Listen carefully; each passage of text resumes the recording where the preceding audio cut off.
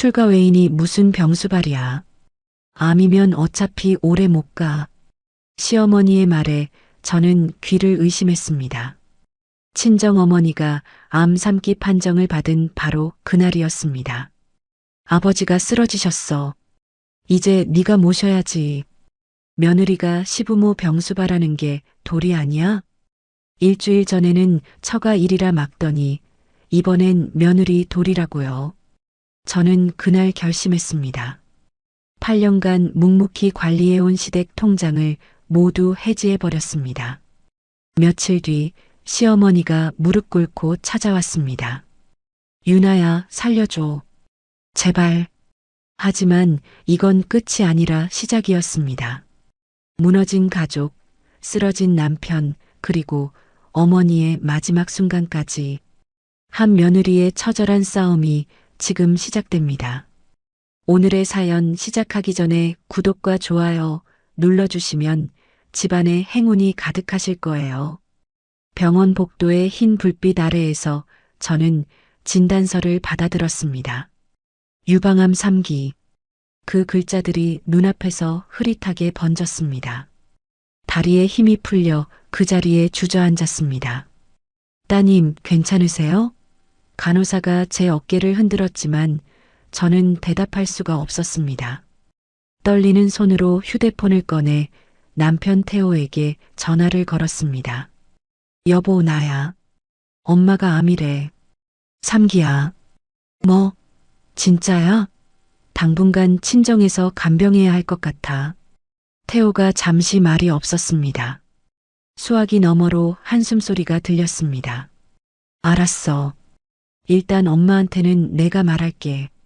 전화를 끊자마자 시어머니에게서 연락이 왔습니다.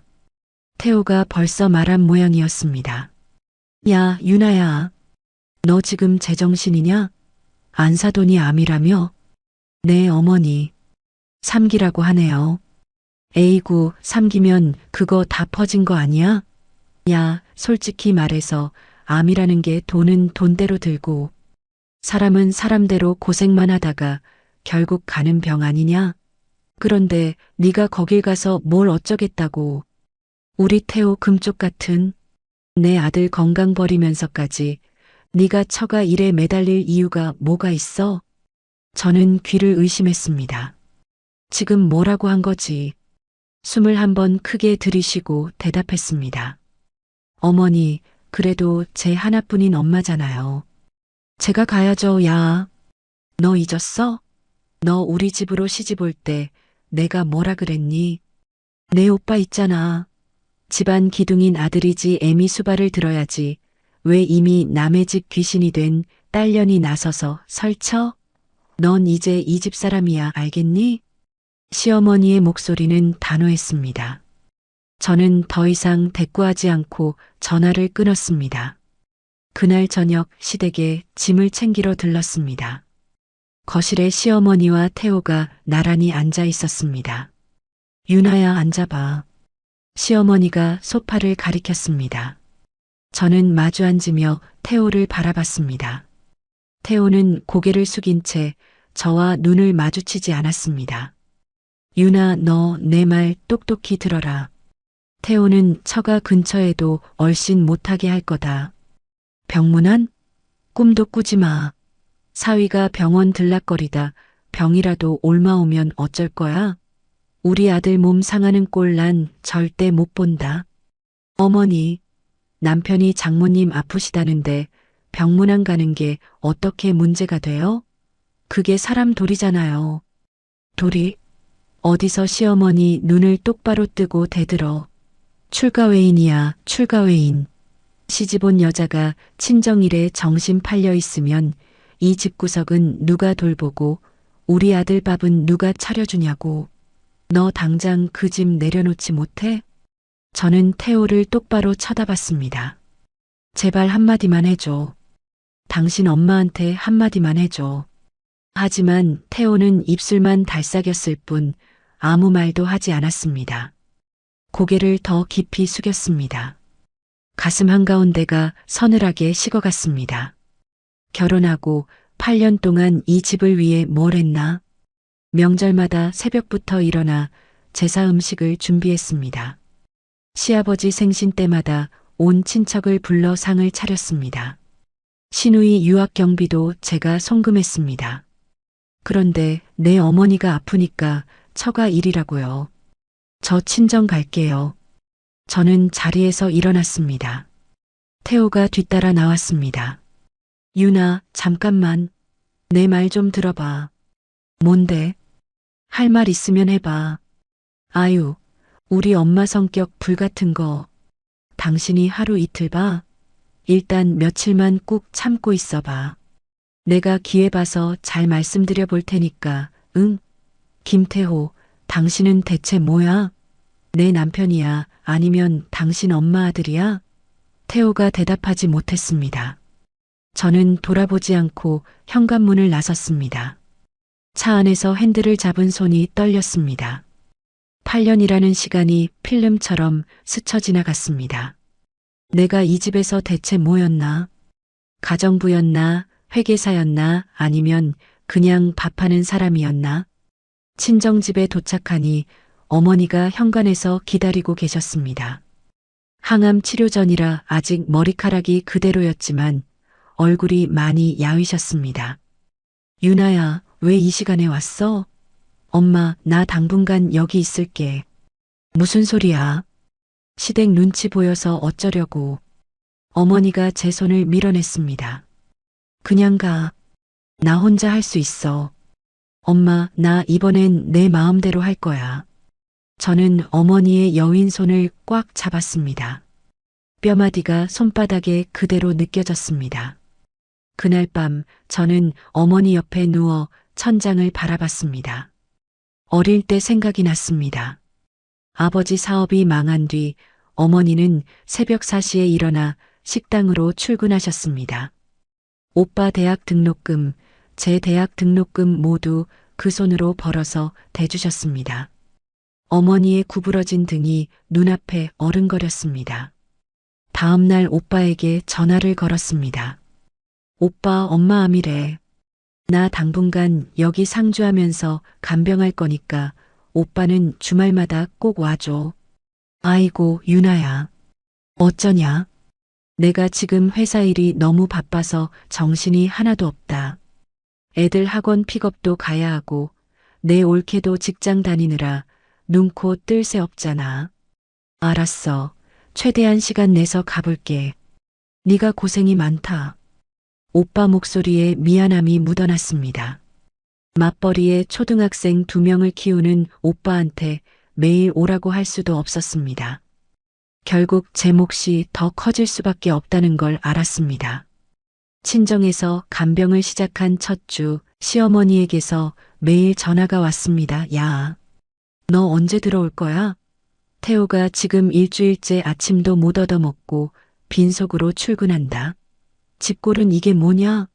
먼지가 폴폴 날리고 빨래가 산더미야. 네가 없으니까. 집구석이 아주 난장판이라고. 당장 안 튀어와? 저는 대답 대신 한숨만 삼켰습니다. 전화를 끊을 때마다 가슴이 무거웠습니다.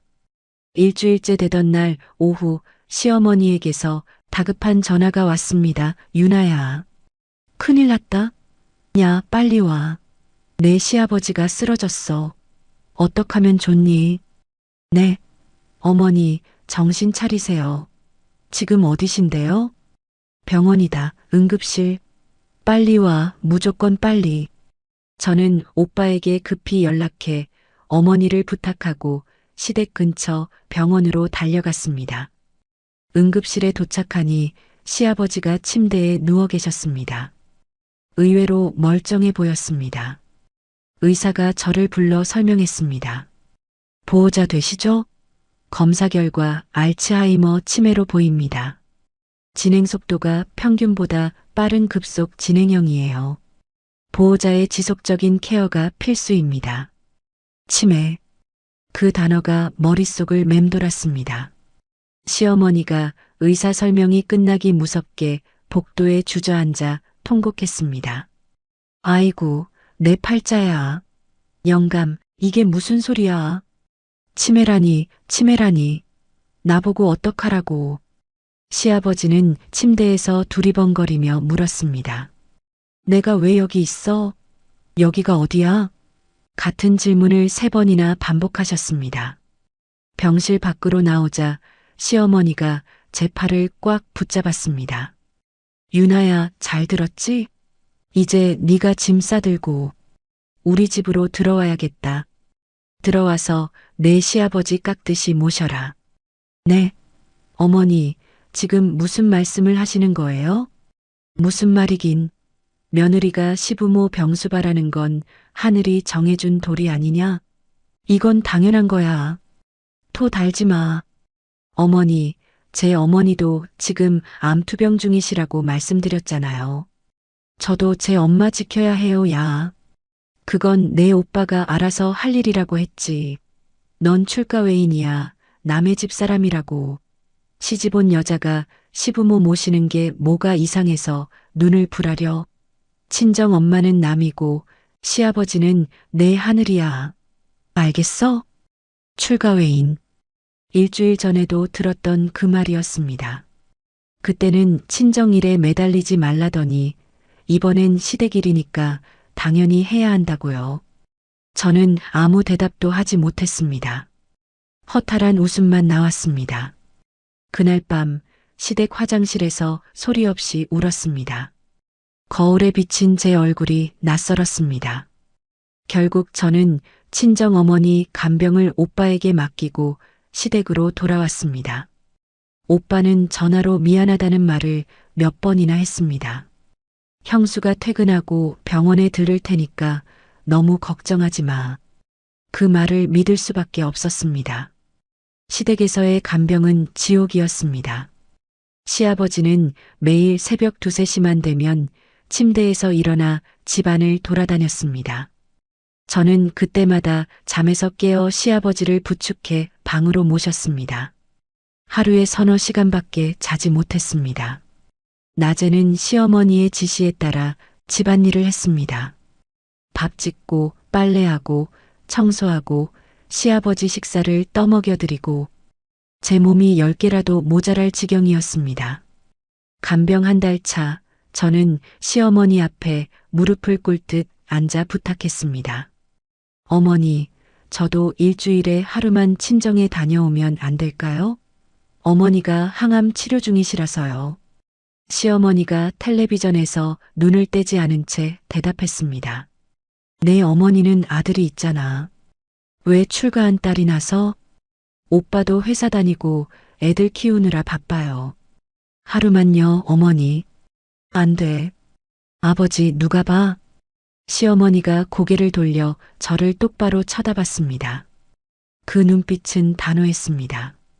그 무렵 고등학교 동창 모임 단체 채팅방에서 민정이 이름이 보였습니다. 10년 만이었습니다. 잠깐 시간을 내어 동네 카페에서 민정이를 만났습니다. 유나야, 너 얼굴이 왜 그래? 무슨 일 있어? 민정이가 제 손을 잡으며 물었습니다. 저는 시댁 얘기, 친정 얘기를 쏟아냈습니다. 민정이는 한참을 듣더니 물었습니다. 너 예전에 세무사 시험 준비했잖아. 왜 포기한 거야? 결혼하고 시댁 일이 많아서. 말끝을 흐렸습니다. 유나야, 내 인생은 내 거야. 너무 갈아넣지 마. 민정이의 말이 가슴에 박혔습니다. 집으로 돌아오는 길에 그 말이 계속 머릿속을 맴돌았습니다. 그날 밤 태호에게 말했습니다. 여보, 당신 어머니 설득 좀 해줘. 일주일에 하루만이라도 친정 다녀올 수 있게. 태호가 소파에 앉은 채 한숨을 쉬었습니다. 엄마 성격 알잖아. 좀 참아. 내가 천천히 말해볼게. 천천히? 내가 언제까지 참아? 나도 힘들어, 유나. 회사에서도 일이 많고. 그럼 당신은 뭐야? 남편이야, 아들이야? 저도 모르게 소리를 질렀습니다. 태호가 벌떡 일어났습니다. 내가 뭘 어쩌란 말이야. 나도 힘들다고. 결혼 8년 만에 처음으로 목소리를 높여 싸웠습니다. 태호는 거실 소파로 나가버렸고 저는 안방에서 혼자 천장을 바라봤습니다. 새벽 3시 시아버지의 배회가 시작됐습니다. 저는 또다시 잠을 포기하고 복도를 서성이는 시아버지를 부축했습니다. 이렇게 내 인생이 소진되어 가는구나. 눈물이 났지만 소리내어 울 수도 없었습니다. 간병 6주차 어느 날 시어머니가 느닷없이 저를 불렀습니다. 유나야, 이번 달 용돈이 왜 안 들어왔어? 자동이체 날짜가 주말이랑 겹쳐서 밀렸나 봐요. 확인해 볼게요. 저는 그렇게 얼버무렸습니다. 하지만 사실 그때 이미 마음속으로 어떤 결심을 굳히고 있었습니다. 매일 밤 시아버지가 잠든 후 저는 노트북을 꺼내 8년간의 시댁 재정 내역을 정리했습니다. 시어머니 월 용돈 80만 원, 시아버지 골프 회원권 유지비, 명절 제사 비용, 시누이 미선이 미국 유학 시절 송금 대행, 모두 제가 관리해 왔습니다. 통장 명의를 확인했습니다. 생활비 통장과 비상금 통장은 제 명의였습니다. 결혼 초에 시어머니가 네가 젊으니까 은행 일 좀 봐라라며 제게 넘긴 것이었습니다. 시어머니 용돈 통장은 시어머니 명의였지만 체크카드와 인터넷 뱅킹 OTP는 모두 제가 보관하고 있었습니다. 그 무렵 친정 오빠에게서 전화가 왔습니다. 유나야, 엄마 항암 부작용이 심해서 입원했어. 내 사정 아는데 하루만이라도 와줬으면 좋겠다. 오빠 목소리에 조심스러움이 묻어났습니다. 저는 시어머니에게 사정했습니다. 어머니, 친정어머니가 입원하셨대요. 하루만 다녀올게요. 안 돼. 아버지 누가 봐? 하루도 안 돼. 시어머니가 단호하게 잘라 말했습니다. 저는 생애 처음으로 시어머니 허락 없이 집을 나섰습니다. 친정병원에 도착하니 어머니가 병상에 누워 계셨습니다. 항암 부작용으로 머리카락이 빠지고 얼굴이 누렇게 떴습니다. 엄마. 저는 어머니 침대 옆에 무릎을 꿇었습니다. 제가 죄인입니다, 엄마. 속으로 몇 번이나 되뇌었습니다. 3시간 뒤 시댁으로 돌아왔습니다. 현관문을 열자 시어머니가 팔짱을 끼고 서 있었습니다. 어디 갔다 와? 친정이요. 내가 안 된다고 했잖아. 시어머니의 눈빛이 싸늘했습니다. 앞으로 이러면 나도 생각이 있어. 이 집 며느리 할 생각 없으면 말해. 저는 아무 대답도 하지 않고 방으로 들어갔습니다. 그날 밤 천장을 바라보며 결심했습니다. 더 이상 을로 살지 않겠다. 8년간 묵묵히 관리해온 유일한 무기를 사용하겠다. 다음 날 아침 식사 자리. 시어머니와 태호가 밥을 먹고 있는 식탁 앞에 섰습니다. 드릴 말씀이 있어요. 두 사람이 고개를 들었습니다. 오늘부터 제가 관리하던 모든 통장과 카드를 정리하겠습니다. 시어머니가 젓가락을 든 채 눈을 동그랗게 떴습니다. 무슨 소리야? 태호도 어리둥절한 표정으로 저를 바라봤습니다. 여보, 갑자기 무슨 말이야? 저는 대답 대신 가방을 들고 현관으로 향했습니다. 9시 정각 은행 문이 열리자마자 들어갔습니다. 창구 직원 앞에 앉아 통장들을 내밀었습니다. 이 통장 해지하고 싶어요. 제 명의인 생활비 통장 잔액 2,300만 원, 비상금 통장 잔액 500만 원, 두 통장을 모두 해지했습니다. 시어머니 명의 용돈 통장은 해지할 수 없었습니다. 대신 연결된 체크카드 분실 신고를 했습니다. 인터넷 뱅킹도 해지 신청을 했습니다. 그리고 시댁 공과금, 아파트 관리비, 시아버지 보험료, 제 명의 통장에서 나가던 자동이체 12건을 모두 중단시켰습니다. 휴대폰이 쉴 새 없이 울렸습니다. 시어머니였습니다. 저는 전화를 받지 않았습니다. 대신 문자 한 통을 보냈습니다. 제 어머니 간병에는 처가 일이라며 막으시고 시아버지 간병은 며느리 도리라 하셨죠. 저도 이제 제 도리가 뭔지 다시 생각해 보겠습니다. 문자를 보내고 휴대폰을 가방에 넣었습니다. 손이 떨렸습니다. 하지만 가슴 한편이 후련했습니다. 통장을 해지한 지 5일이 지났습니다. 시댁 현관문이 예고 없이 열렸습니다. 캐리어를 끌고 들어온 사람은 신우이 미선이었습니다. 올케, 도대체 무슨 일이야? 미선이가 현관에 서서 저를 찾았습니다. 서울에서 대기업 마케팅팀 과장으로 일하는 미선이가 급히 연차를 내고 내려온 모양이었습니다. 저는 거실로 미선이를 안내했습니다. 소파에 마주 앉아 미선이가 물었습니다. 엄마한테 연락 받았어. 올케가 집안 돈을 들고 튀었다고, 아버지 간병도 내팽개쳤다고. 그렇게 말씀하셨어요? 응. 그래서 휴가 내고 내려온 거야. 무슨 일인지 올케 입으로 직접 듣고 싶어서. 저는 한숨을 내쉬었습니다. 그리고 8년간의 일들을 처음으로 털어놓았습니다.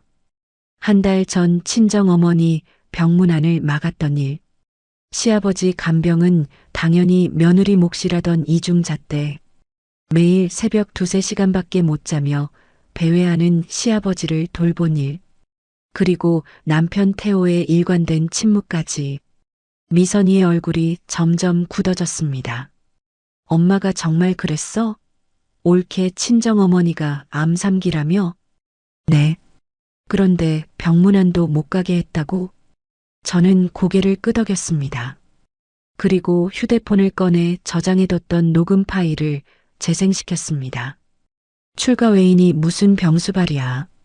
암이면 어차피 오래 못 가. 시어머니의 목소리가 휴대폰 스피커로 흘러나왔습니다. 미선이가 눈을 질끈 감았습니다. 나도 몰랐어. 서울에서 내 인생만 살았지. 이 집에서 무슨 일이 있었는지 전혀. 미선이가 고개를 숙였습니다. 그때 안방에서 시어머니가 나왔습니다. 거실에 앉아있는 미선이를 보더니 얼굴이 환해졌습니다.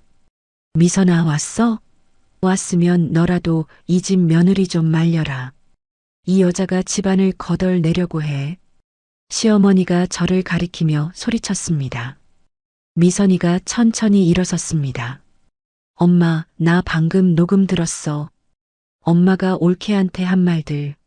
시어머니의 얼굴이 굳었습니다. 뭐? 무슨 녹음? 출가 외인이 무슨 병수발이냐. 암이면 어차피 오래 못 간다. 그 말. 그게. 시어머니가 말을 더듬었습니다. 미선아, 너까지 왜 이래? 피가 뭔지도 몰라. 시어머니가 목소리를 높였습니다. 엄마, 올케 친정어머니가 암 3기야. 그런데 병문안도 못 가게 했어? 그건 시아버지가 아프니까 어쩔 수 없었잖아. 시어머니와 미선이의 목소리가 점점 커졌습니다. 고성이 거실을 가득 채웠습니다. 그때 안방 문이 열리며 시아버지가 나오셨습니다. 두리번거리며 우리를 바라봤습니다. 왜 이렇게 시끄러워? 누구야, 너희들? 시아버지가 아내와 딸을 알아보지 못했습니다. 모두가 일순간 말을 멈췄습니다. 저는 시아버지를 부축해 방으로 모셨습니다. 침대에 눕혀드리고 이불을 덮어드렸습니다. 여기가 어디야? 나 집에 가야 하는데. 아버지, 여기가 집이에요. 주무세요. 시아버지가 눈을 감았습니다. 저는 조심스럽게 방문을 닫고 거실로 돌아왔습니다. 거실에는 시어머니, 미선이, 그리고 회사에서 급히 퇴근한 태호까지 모여 있었습니다. 미선이가 제안했습니다. 다 앉아. 제대로 얘기 좀 하자. 네 사람이 마주 앉았습니다. 팽팽한 긴장감이 거실을 가득 채웠습니다. 시어머니가 먼저 입을 열었습니다. 내가 뭘 그렇게 잘못했냐? 며느리가 시부모 모시는 게 예로부터 당연한 일 아니야? 저는 시어머니를 똑바로 바라봤습니다. 그럼 제 어머니 간병은 왜 막으셨어요? 왜 그건 처가 일이고 이건 도리예요? 시어머니가 입술만 달싹였습니다. 대답하지 못했습니다. 태호가 끼어들었습니다. 엄마, 솔직히 말해서 엄마가 좀 심했어. 시어머니가 아들을 쳐다봤습니다. 눈이 휘둥그레졌습니다. 태호야, 너까지 왜 이래? 유나 말이 맞아. 처가 일은 안 되고 시댁 일은 당연하다. 그게 말이 돼? 시어머니의 얼굴이 붉어졌습니다. 입술이 파르르 떨렸습니다. 그때 시어머니가 갑자기 얼굴을 두 손으로 감쌌습니다. 어깨가 들썩였습니다. 울음이 터진 것이었습니다. 나도 시어머니한테 그렇게 당했어. 40년 전에. 거실이 조용해졌습니다. 모두가 시어머니를 바라봤습니다. 시집와서 1년 됐을 때 친정아버지가 돌아가셨어. 장례식에 가려고 했더니 시어머니가 막았어. 시어머니가 손으로 눈물을 훔치며 말을 이었습니다. 출가 외인이 무슨 상 주냐. 내 자리는 이 집 부엌이다. 그 말 듣고 친정아버지 장례식에 못 갔어. 영정 사진도 못 봤어. 저는 숨을 삼켰습니다. 40년 동안 그 한이 가슴에 맺혀 있었어. 풀 데가 없었어. 시어머니가 고개를 떨궜습니다. 저는 복잡한 감정에 휩싸였습니다. 시어머니도 피해자였구나. 하지만 어머니, 그렇다고 그 상처를 저한테 대물림하는 게 맞아요? 어머니도 당하셨으면서 왜 저한테 똑같이 하세요? 시어머니가 고개를 들었습니다. 눈이 마주쳤습니다. 시어머니가 대답하지 못했습니다. 무거운 침묵이 흘렀습니다. 그때 제 휴대폰이 울렸습니다. 친정 오빠였습니다. 전화를 받자 다급한 목소리가 들렸습니다. 유나야, 엄마가 위독해. 산소 포화도가 70m로 떨어졌어. 지금 당장 와야 해. 가슴이 철렁 내려앉았습니다. 오빠, 지금 가. 저는 전화를 끊고 벌떡 일어났습니다. 친정어머니가 위독하대요. 저 가봐야 해요. 가족회의고 뭐고 다 내려놓고 현관으로 달려갔습니다. 신발을 신는 손이 떨렸습니다. 택시를 잡아 타고 병원 이름을 말했습니다. 빨리 가주세요. 제발이요. 택시 창밖으로 풍경이 빠르게 지나갔습니다. 흔들리는 시야로 불빛들을 바라보며 기도했습니다. 제발 늦지 않게 해달라고. 어머니 곁에서 마지막을 함께하게 해달라고. 친정병원 중환자실 앞에서 밤을 새웠습니다. 딱딱한 복도 의자에 앉아 하얀 문만 바라봤습니다. 새벽녘이 되어서야 담당 의사가 나왔습니다. 보호자분이시죠? 고비는 넘겼습니다. 정말요? 폐에 물이 찼던 건데 배액 후 안정됐어요. 하지만 앞으로 2주간 집중 관찰이 필요합니다. 저는 그 자리에 주저앉았습니다. 눈물이 쏟아졌습니다. 살았다. 어머니가 살았다. 그때 대기실 문이 열렸습니다. 고개를 들어보니 미선이가 서 있었습니다. 손에 편의점 비닐봉지를 들고 있었습니다. 옳게 밤새 아무것도 못 먹었지? 일단 이것부터 먹어. 미선이가 제 옆에 앉아 따뜻한 커피와 삼각김밥을 건넸습니다. 미선 씨, 여긴 어떻게 해? 오빠 설득하느라 한참 걸렸어. 엄마는 내가 며칠 붙잡아 둘 테니까 올케는 여기서 친정어머니 곁에 있어.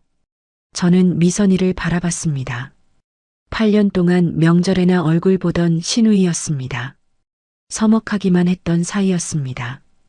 그런데 지금 이 사람이 새벽에 친정병원까지 찾아온 것이었습니다. 고마워요, 미선 씨. 고맙긴. 내가 그동안 너무 모른 척했어. 우리는 병원 1층 로비 벤치로 자리를 옮겼습니다. 창문으로 새벽 햇살이 들어왔습니다. 미선이가 커피를 홀짝이며 말했습니다. 솔직히 말하면 나도 결혼 안 한 이유 중 하나가 우리 엄마 보면서야. 네. 시집살이 시키는 모습 보면서 무서웠어. 나중에 나도 시어머니 되면 저러겠구나 싶어서. 미선이가 쓴웃음을 지었습니다. 그래서 결혼을 피했어. 비겁하게. 저는 미선이의 손을 잡았습니다. 미선 씨도 힘들었겠네요. 엄마와 올케 사이에서. 올케가 더 힘들었지. 나는 서울에서 도망치고 있었으니까. 미선이가 제 손을 꼭 잡았습니다. 우리 이제 좀 편하게 지내자. 형식적으로 말고 진짜 가족처럼. 나도 이제 방관자 안 할게. 저는 고개를 끄덕였습니다. 목이 메어 대답이 나오지 않았습니다. 3일 후 친정 어머니의 상태가 안정되어 일반 병실로 옮겨졌습니다. 저는 오빠에게 전화를 걸었습니다. 오빠, 나 며칠 더 있다가 시댁 가볼게. 주중 간병 부탁해. 알았어. 형수가 퇴근하고 들를 테니까 걱정 마. 오빠 목소리에 미안함이 묻어났습니다. 저는 미선이와 함께 시댁으로 향했습니다. 현관문을 열자 시어머니가 서 계셨습니다. 며칠간 잠을 못 주무신 흔적이 역력했습니다. 눈 밑에 다크서클이 짙게 내려앉아 있었습니다. 왔냐? 시어머니가 어색하게 말씀하셨습니다. 미선이가 귓속말로 설명해 줬습니다. 제가 없는 며칠간 시어머니가 혼자 치매 시아버지를 돌보셨다고 했습니다. 새벽 배회를 감당하고 기저귀를 갈고 밥을 떠먹여 드리면서 간병의 무게를 온몸으로 느끼셨다고 했습니다. 시어머니가 저를 바라봤습니다. 유나야, 내 어머니, 내가 네가 얼마나 힘들었는지 이제야 알겠다. 시어머니가 고개를 숙이며 말씀하셨습니다. 어색한 사과였습니다. 하지만 8년 만에 처음 듣는 사과였습니다. 저는 쉽게 마음이 풀리지 않았습니다. 그래도 미선이의 권유로 거실에 앉았습니다. 앞으로 어떻게 할 건지 감정 말고 현실적으로 얘기해보자. 미선이가 노트북을 꺼내 검색한 자료를 보여줬습니다. 아버지는 국민건강보험공단에 장기요양 등급 신청을 하자. 급속 진행형이라고 했으니 등급 나올 거야. 시어머니가 고개를 갸웃거렸습니다. 그게 뭔데? 등급 판정 받으면 방문 요양센터 통해서 요양보호사 고용할 수 있어요. 비용은 장기요양보험에서 일부 나오고 본인 부담금은 오빠와 제가 반씩 낼게요. 올케는 관리 감독하고 식사 준비만 하면 돼요. 시어머니 얼굴이 굳어졌습니다. 남이 우리 집 어른을 돌봐? 창피해서 어떡해. 엄마, 올케 쓰러지면 어떡해? 그럼 아버지는 누가 돌봐? 태호가 끼어들었습니다. 엄마, 유나 쓰러지면 이 집 진짜 다 끝나. 그럼 내가 회사 관두고 아버지 간병할까? 시어머니가 태호를 쳐다봤습니다. 한참을 말없이 바라보다가 한숨을 쉬셨습니다. 알았어. 해봐. 2주 후 국민건강보험공단 직원이 집으로 찾아왔습니다. 시아버지의 인지기능과 일상생활 수행 능력을 평가했습니다. 한 달 뒤 장기요양 3등급 판정 통지서가 도착했습니다. 지역 방문 요양센터와 계약을 맺었습니다. 요양보호사 박정순 선생님이 시댁에 첫 출근을 하셨습니다. 경력 15년의 베테랑이라고 했습니다. 박 선생님이 시아버지에게 다가가 손을 잡았습니다. 어르신, 제가 옆에서 도와드릴게요. 시아버지가 경계하는 눈빛으로 박 선생님을 바라봤습니다. 당신 누구야? 저는 정순이에요. 어르신 친구요. 박 선생님이 따뜻하게 웃었습니다. 시아버지가 처음에는 거부감을 보이다가 점차 마음을 여는 모습이 보였습니다. 간병의 짐이 덜어지자 저는 책장 한켠에 방치해뒀던 것을 꺼냈습니다. 세무사 시험 교재들이었습니다. 5년간 먼지를 뒤집어 쓰고 있었습니다. 저는 먼지를 털고 책을 펼쳤습니다. 아침마다 동네 도서관에 나가 공부를 시작했습니다. 잊고 있던 나를 위한 시간이 조금씩 돌아왔습니다. 어느 날 오후 거실에서 책을 읽고 있는데 시아버지가 저를 부르셨습니다. 유나야, 이리 와봐. 오늘은 맑은 정신이 돌아오신 날이었습니다.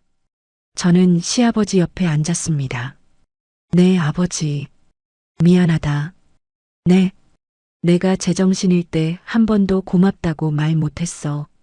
우리 집이 너한테 빚졌어. 시아버지가 제 손을 잡았습니다. 거칠고 마른 손이었습니다. 저는 눈시울이 뜨거워졌습니다.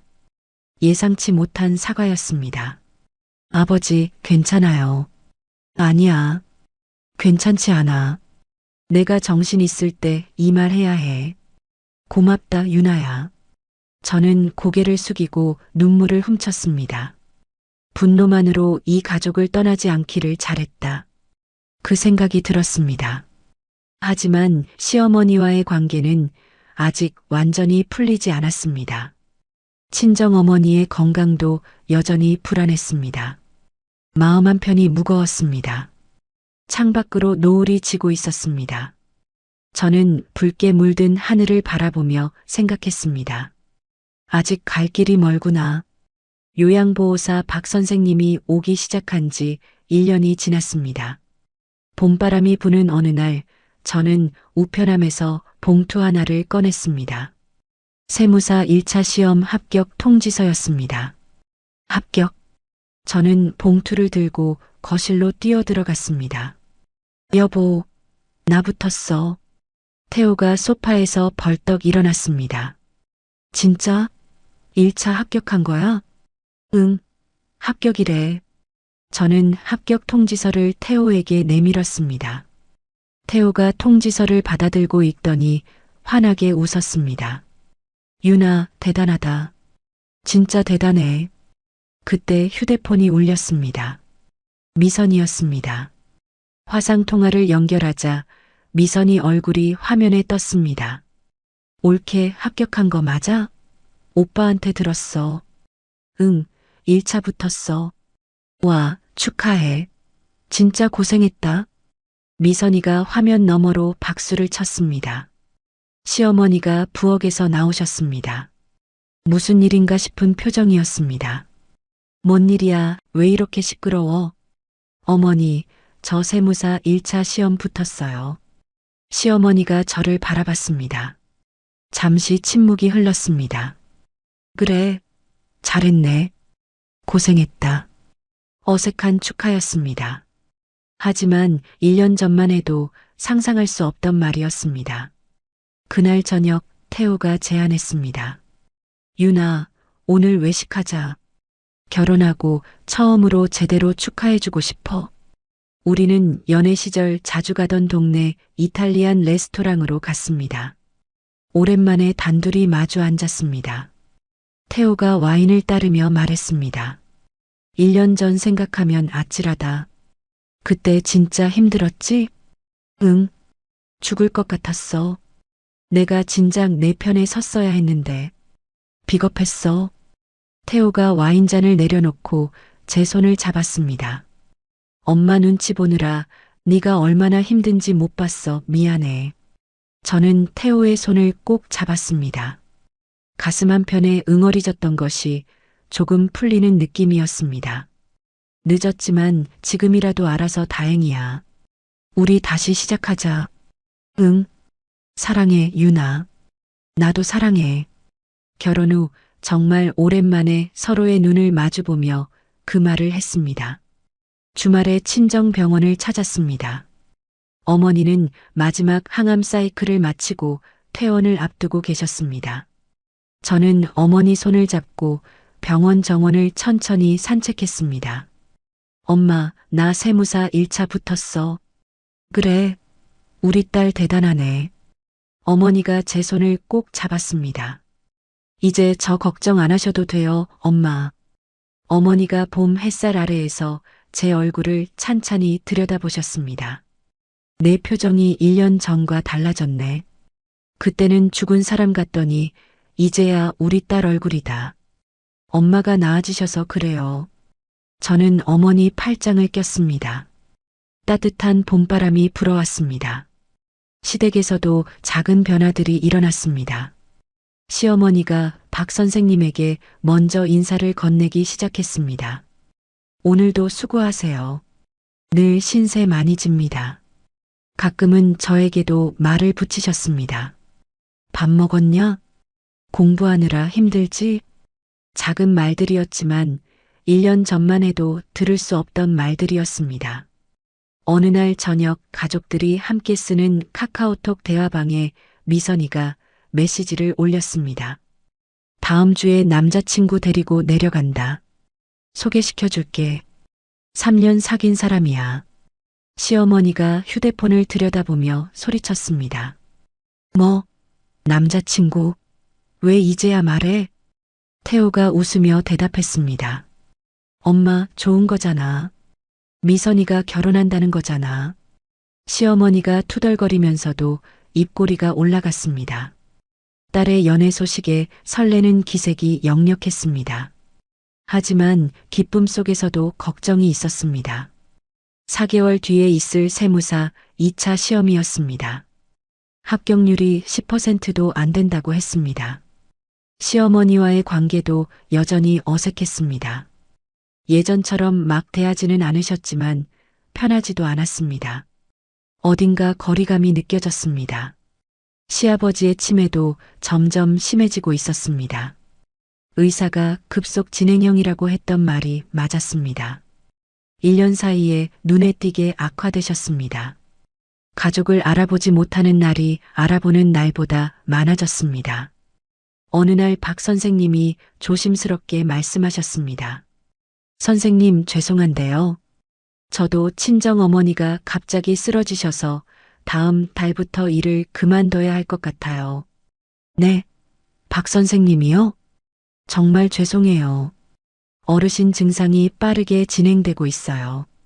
마음의 준비를 하셔야 합니다. 박 선생님이 고개를 숙였습니다. 1년간 쌓아온 신뢰관계가 끊어지게 된 것이었습니다. 새 간병인을 구해야 한다는 생각에 머리가 아팠습니다. 미선이에게서도 연락이 왔습니다.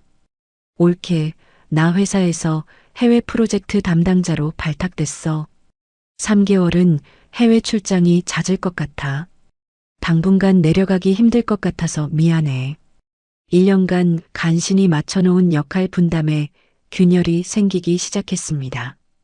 그래도 저는 생각했습니다. 오늘 하루만큼은 이 소소한 행복을 누리자. 시험 교재를 펼쳤습니다. 그날 밤 침대에 누워 천장을 바라봤습니다. 앞으로 무슨 일이 생기더라도 이제는 혼자가 아니다. 태호가 있고 미선이가 있다. 어쩌면 시어머니도 내 편이 되어줄 수 있다. 그렇게 생각하며 눈을 감았습니다. 하지만 인생은 쉽게 안도를 허락하지 않았습니다. 불과 2주 뒤 새벽 4시에 전화벨이 울렸습니다. 새벽 4시 전화벨 소리에 눈을 떴습니다. 화면에 친정 오빠 이름이 떠 있었습니다. 오빠, 무슨 일이야?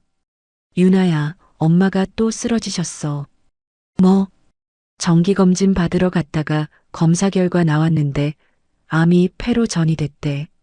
손에서 힘이 빠졌습니다. 휴대폰을 놓칠 뻔했습니다. 오빠, 지금 가. 저는 옷을 주섬주섬 챙겨 입고 병원으로 달려갔습니다. 종양내과 전문의가 저와 오빠를 불러 앉혔습니다. 폐 전이가 확인되었습니다. 2가지 선택지가 있어요. 의사가 차분하게 설명했습니다. 적극적 항암 치료를 하면 생존 기간을 늘릴 수 있습니다. 하지만 부작용이 심합니다. 완화 치료를 선택하시면 남은 시간을 편하게 보내실 수 있습니다. 저는 오빠를 바라봤습니다. 오빠도 저를 바라봤습니다. 우리는 아무 말도 하지 못했습니다. 보호자분들이 상의해서 결정해 주세요. 의사가 자리를 떴습니다. 저와 오빠는 병원 복도 벤치에 주저앉았습니다. 오빠 어떡해? 나도 모르겠어, 유나야. 중환자실 면회 시간이 되었습니다. 저는 떨리는 다리를 이끌고 안으로 들어갔습니다. 어머니가 산소호흡기를 쓴 채 누워 계셨습니다. 제가 다가가자 어머니가 눈을 뜨셨습니다. 유나 왔어? 엄마, 나야. 저는 어머니 손을 잡았습니다. 차가운 손이었습니다. 유나야, 나는 더 이상 치료 안 할란다. 엄마, 무슨 소리야? 작년에 항암하면서 얼마나 힘들었는지 알잖아. 몇 달 더 산다고 또 그 고생 못해. 어머니가 천천히 말씀하셨습니다. 남은 시간 편하게 보내다 갈래. 엄마, 한 번만 더 해보자. 제발. 저 아직 엄마 필요해. 저는 어머니 손을 꼭 잡았습니다. 눈물이 흘러내렸습니다. 어머니가 고개를 저으셨습니다. 내 고생하는 거 더 못 보겠다. 시댁 일에 친정일까지 짊어지고 쓰러지는 꼴 또 못 봐. 어머니가 눈을 감으셨습니다. 저는 어머니 손을 놓지 못한 채 한참을 울었습니다. 병원을 나서는데 시댁에서 연락이 왔습니다. 새로 고용한 요양보호사였습니다. 선생님, 저 오늘부로 그만둬야 할 것 같아요. 네, 첫 주인데요. 어르신이 저를 도둑이라고 소리 지르면서 리모컨을 던지셨어요. 무서워서 못하겠어요. 전화를 끊고 한숨을 내쉬었습니다. 시아버지의 증상이 급격히 악화된 것이었습니다. 피해망상과 공격성이 본격적으로 나타나기 시작했다고 했습니다. 잠시 후 시어머니에게서 전화가 왔습니다. 울먹이는 목소리였습니다. 유나야, 요양보호사가 또 그만뒀어. 어떻게 해야 하냐? 어머니, 제가 알아볼게요. 저는 친정병원 복도에서 전화를 끊었습니다. 시댁 상황까지 원격으로 수습해야 하는 처지였습니다. 머릿속이 하얘졌습니다. 시험 준비, 새 요양보호사 면접, 시댁 간병관리, 친정어머니의 완화치료, 4가지 무게가 동시에 어깨를 짓눌렀습니다. 모든 것을 내려놓고 어디론가 도망치고 싶었습니다. 그날 저녁 태호가 평소보다 일찍 귀가했습니다. 얼굴이 창백했습니다. 여보, 무슨 일 있어? 회사에서 구조조정 명단 나왔어. 내 이름이 있더라. 뭐? 다음 주에 면담 있대. 태호가 소파에 털썩 주저앉았습니다. 아직 확정은 아니야. 면담 결과에 따라 달라질 수도 있어. 태호가 말했지만 눈빛이 초점을 잃고 있었습니다. 손이 미세하게 떨리고 있었습니다. 최악의 상황까지 각오해야 한다는 것을 직감했습니다. 모든 것이 동시에 무너져 내리는 느낌이었습니다. 시험 일주일 전이었습니다. 저는 친정병원과 시댁을 하루에 2번씩 오갔습니다. 아침에 시댁에서 시아버지 식사를 챙기고 낮에 친정병원에서 어머니 곁을 지키고 저녁에 다시 시댁으로 돌아왔습니다. 어느 날 저녁 시댁 현관에 도착했습니다. 열쇠를 꺼내려는데 갑자기 숨을 쉴 수가 없었습니다. 가슴을 움켜쥐었습니다. 심장이 터질 것 같았습니다. 눈앞이 깜깜해졌습니다. 정신을 차리니 응급실 침대 위였습니다. 천장의 흰 불빛이 눈을 찔렀습니다. 깨어나셨네요. 의사가 제 얼굴을 들여다봤습니다. 극심한 스트레스와 만성적인 수면 부족으로 인한 공황 발작입니다. 심장에는 이상 없지만 최소 2주간은 절대 안정이 필요합니다. 2주요? 스트레스 원인을 줄이지 않으면 재발할 수 있습니다. 병상 옆에 태호와 미선이가 서 있었습니다. 두 사람 다 눈물을 글썽이고 있었습니다. 미선이가 제 손을 잡았습니다. 언니, 이제 그만 내려놓아. 혼자 다 할 수 없어. 우리가 있잖아. 저는 천장을 바라봤습니다. 다 할 수 없다. 처음으로 그것을 인정했습니다. 미선아, 나 올해 2차 시험 포기할게. 내년에 다시 볼게. 그래, 언니. 그게 맞아. 미선이가 제 손을 꼭 잡았습니다.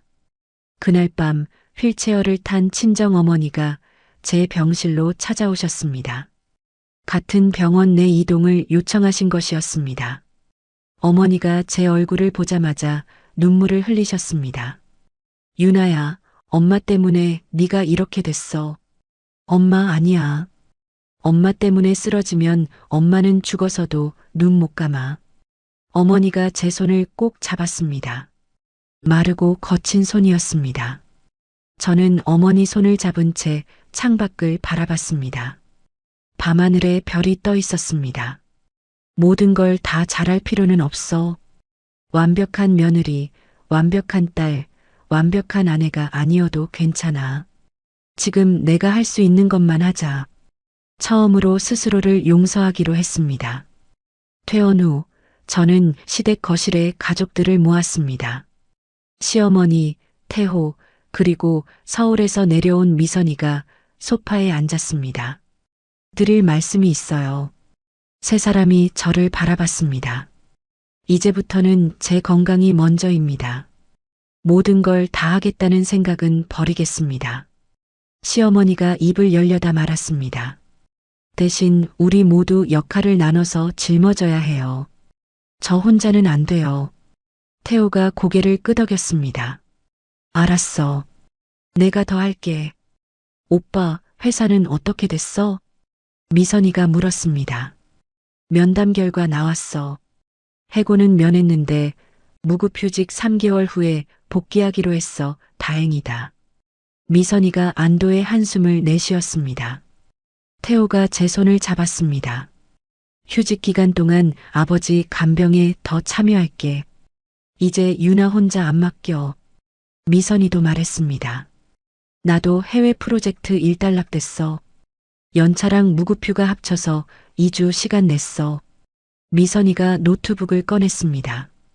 오빠, 이건 우리 집안일이야. 올케한테만 맡겨놓고 우리가 빠지면 안 돼. 이번에 확실히 시스템 다시 잡자. 미선이가 여러 요양원을 직접 방문하고 비교한 자료를 보여줬습니다.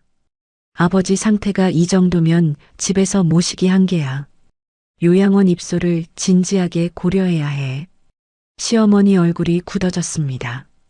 남편을 요양원에 보내? 그게 사람이 할 짓이야? 엄마, 올케 또 쓰러지면 어떡해? 오빠도 회사 문제 있고. 그래도 요양원은. 시어머니가 고개를 저었습니다. 며칠 뒤 새벽이었습니다. 시아버지가 현관 비밀번호를 풀고 집 밖으로 나가셨습니다. 시어머니가 새벽에 일어나 보니 시아버지가 없었습니다. 여보 어디 있어? 시어머니의 비명소리에 온 집안이 깨어났습니다. 경찰에 신고했습니다. 2시간 만에 2km 떨어진 공원에서 시아버지를 찾았습니다. 잠옷바람에 슬리퍼를 신고 벤치에 앉아 계셨습니다. 여기가 어디야? 집에 가야 하는데.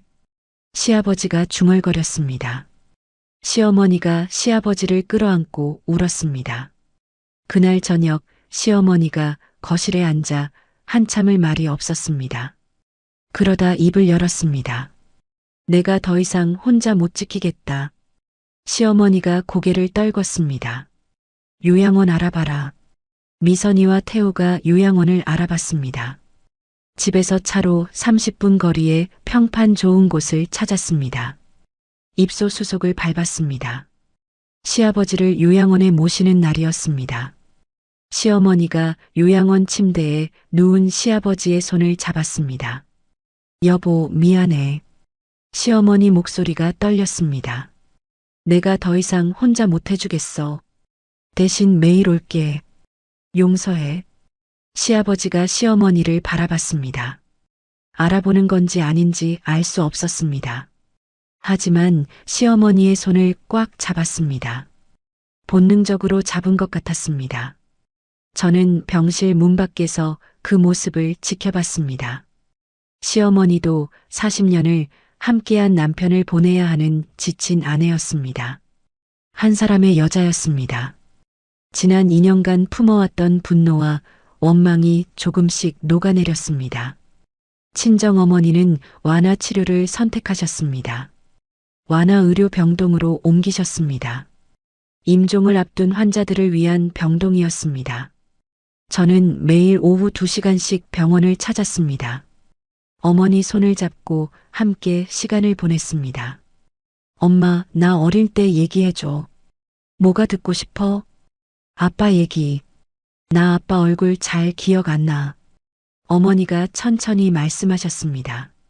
아버지가 사업 망하기 전에 얼마나 다정한 사람이었는지, 주말마다 저와 오빠를 데리고 놀이공원에 갔던 얘기, 어머니의 목소리를 하나라도 더 기억에 담으려 했습니다. 어느 날 어머니가 창밖을 바라보며 말씀하셨습니다. 유나야, 네가 행복하게 사는 게 엄마한테 주는 최고의 효도야. 엄마, 시댁 문제로 내 인생 망치지 마라, 알았지? 내 꿈 꼭 이뤄. 저는 대답 대신 어머니를 조심스럽게 안았습니다. 약속할게요, 엄마. 그 무렵 예상치 못한 방문객이 완화의료병동을 찾아왔습니다. 시어머니였습니다. 과일 바구니와 홍삼을 들고 병실 문 앞에 서 계셨습니다. 사돈, 저예요. 얼굴 한번 뵈러 왔습니다. 어머니가 눈을 동그랗게 뜨셨습니다. 어머, 사돈 어른이 여긴 어떻게? 시어머니가 어머니 침대 옆 의자에 앉았습니다. 사돈, 그동안 제가 유나한테 잘못한 거 많습니다. 진심으로 죄송합니다. 시어머니가 고개를 숙였습니다. 좋은 딸 키우셨어요. 어머니가 미소 지으셨습니다. 괜찮아요, 사돈. 우리 유나가 강한 아이예요. 앞으로 잘 부탁드립니다. 병실을 나서며 시어머니가 복도에서 제 손을 잡았습니다. 내 어머니가 참 좋은 분이더라. 시어머니가 저와 눈을 마주쳤습니다. 처음으로 제대로 눈을 마주친 것 같았습니다. 저런 분이 키운 딸인데 내가 왜 그랬을까? 생각하면 할수록 내가 부끄럽다. 저는 아무 말도 하지 못했습니다. 굳어있던 마음 한켠이 녹아내리는 것을 느꼈습니다. 그날 밤 태호가 운전하는 차 안에서 말했습니다. 시어머니가 오늘 우리 엄마 병문안 오셨어. 정말? 엄마가? 태호가 놀란 표정으로 되물었습니다. 응.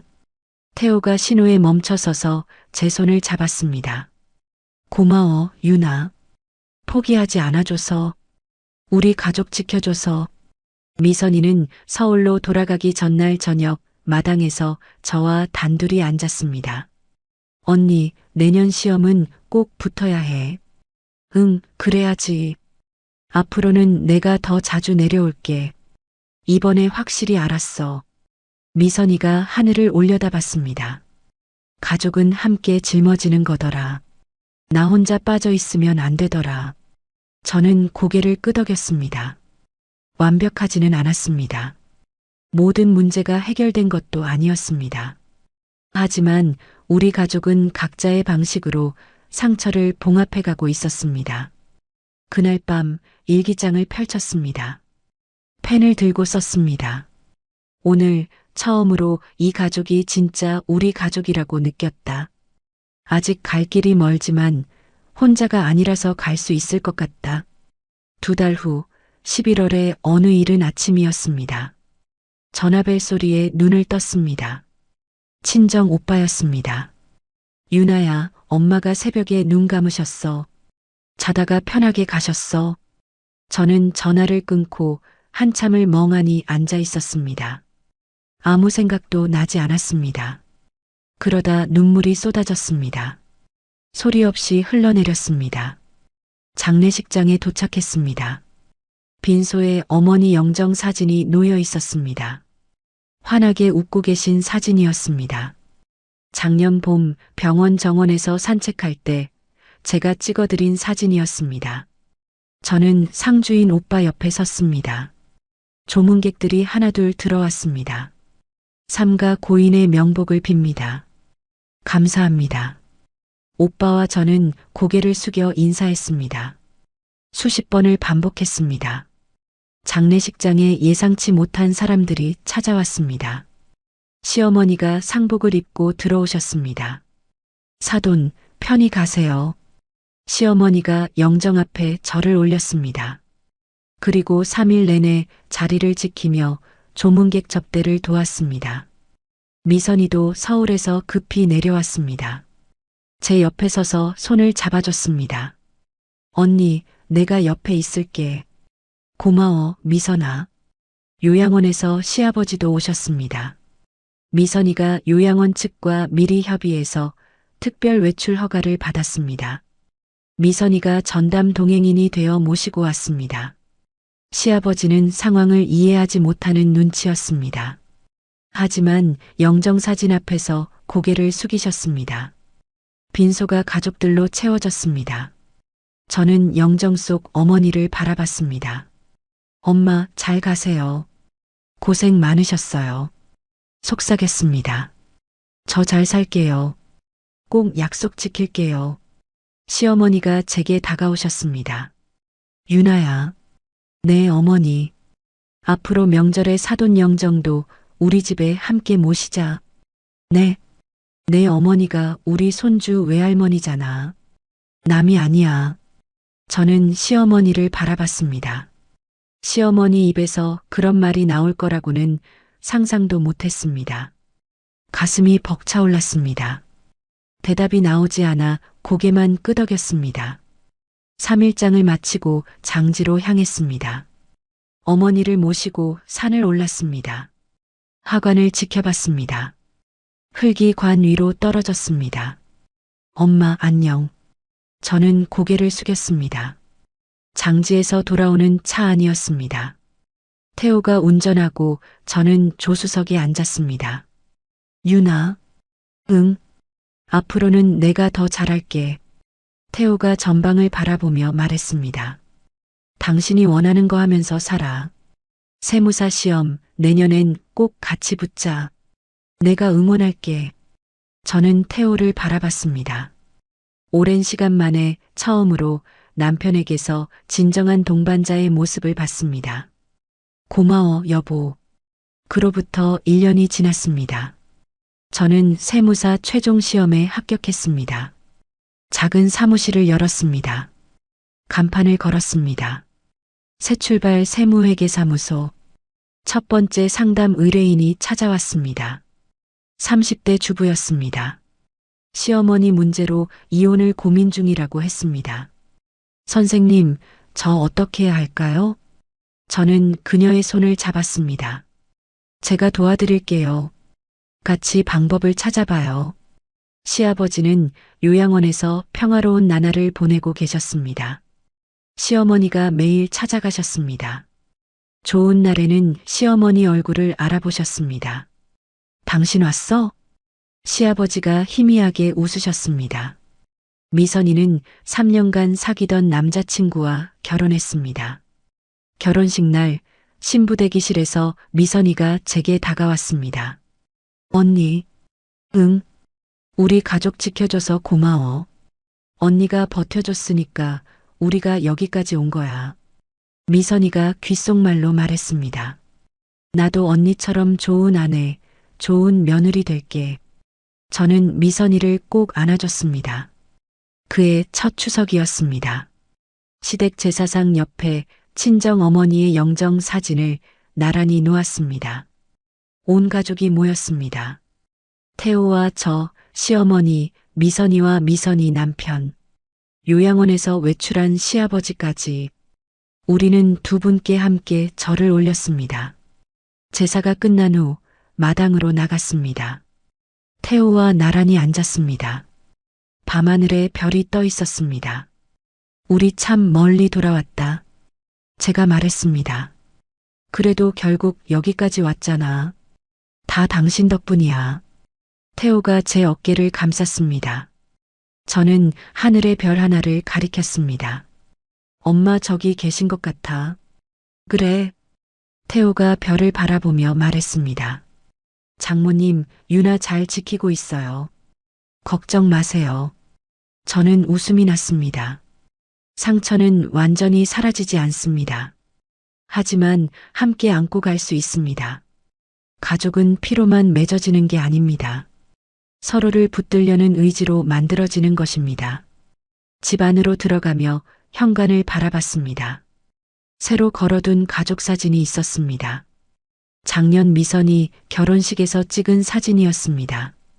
처음으로 다 함께 환하게 웃고 있는 얼굴들. 그 옆에 친정 어머니의 웃는 사진을 나란히 걸어뒀습니다.